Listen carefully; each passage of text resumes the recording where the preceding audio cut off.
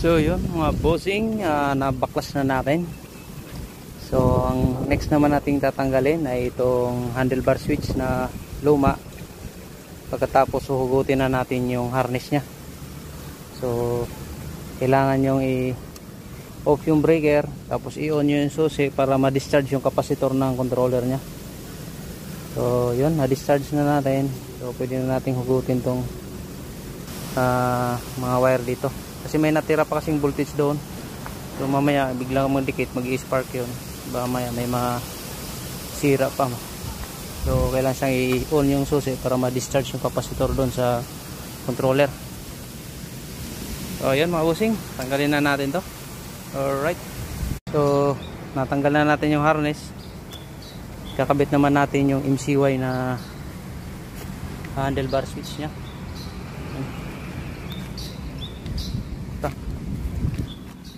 Ito yung bago.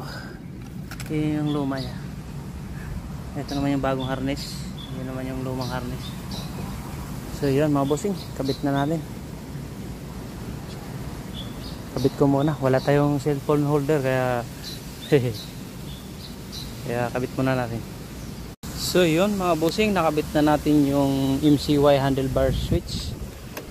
So yun yung luma nya. Ayan. Nakabit na tayo natin. Nagpanibagong butas na lang tayo kasi yung butas na dito ay iba na. Magkaiba kasi yung lock. Di ba may nakausli yun. So nagbutas tayo dito sa handlebar para mag-lock yung hindi ikot to. So okay na. Yung lalagay naman natin is yung harness, cable harness. Lalatag naman natin yun. Yan yung bago. So yun, latag muna natin para tayo makaraos, para magko-connect na lang tayo kasi magkaiba yung connector nya doon.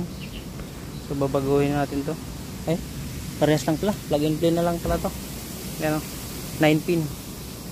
So check na lang natin to kung parehas sila ng setup ng connection doon sa MCY na yan. So yun, kabit muna natin bossing.